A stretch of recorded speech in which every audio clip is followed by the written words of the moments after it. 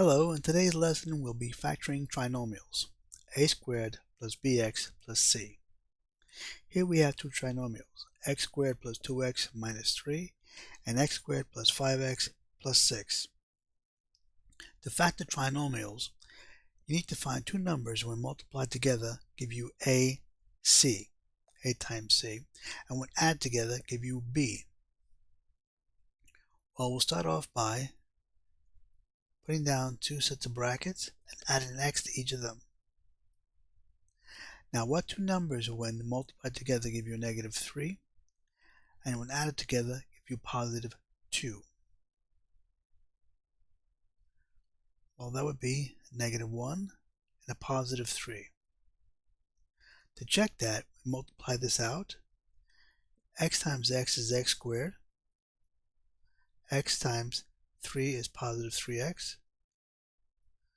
Negative 1 times x is negative x. Negative 1 times positive 3 is negative 3. Adding this down, we get x squared plus 2x minus 3. And that's the original trinomial. In our second trinomial, we have x squared plus 5x plus 6. So we start off the same way by adding two sets of brackets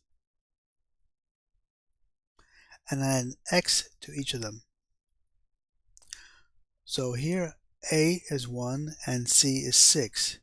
So what two numbers when multiplied together give you a 6 and when added together give you a 5? Well, 1 and 6 when multiplied together give you a 6, but they don't give you a 5 when added together.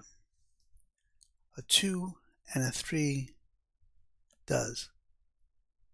Positive 2, positive 3.